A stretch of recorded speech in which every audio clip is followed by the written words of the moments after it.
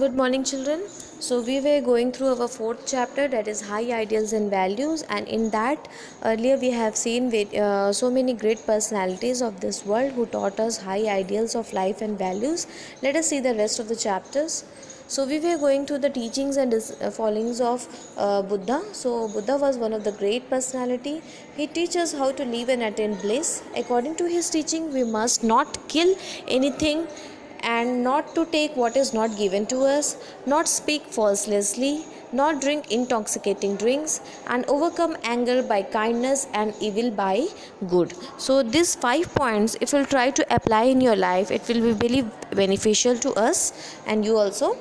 So, next paragraph is about our Jesus Christ.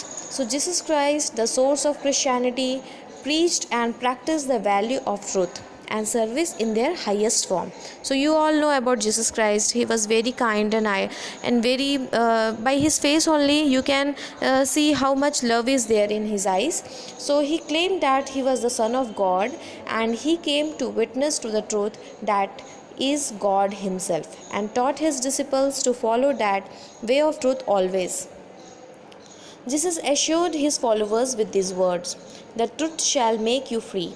He lived a life of service and taught his disciples that salvation can be attained only by serving others. Okay, so in this world we came not only to be served, we have to serve others also. Okay, he said to them, "Whoever desires to become great among you, let him be your servant, and whoever desires to be first among you, let him be your slave."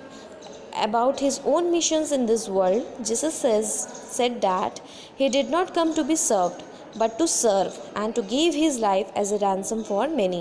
So as you all know, Jesus was one of the great personality, and in his time he was helping poor and needy people. He was serving other people.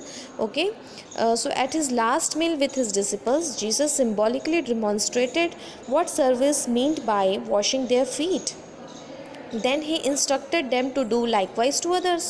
The Christian community today stands out as a shining example of truth and service.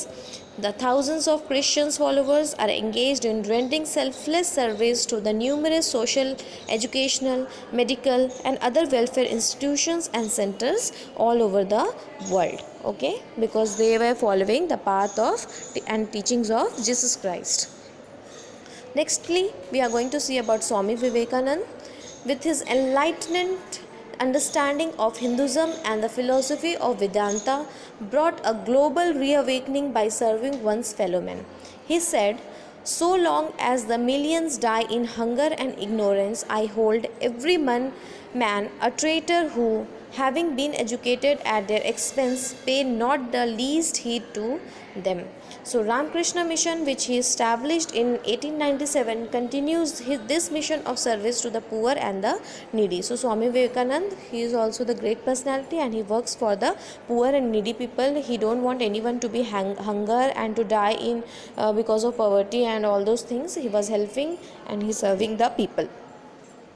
Children, we must always stand for the values of truth and service. Only truth can make us liberated person. Anything that is said or done against the truth will enslave us in the bondage of evil. Service to man is the service to God. This is very important point.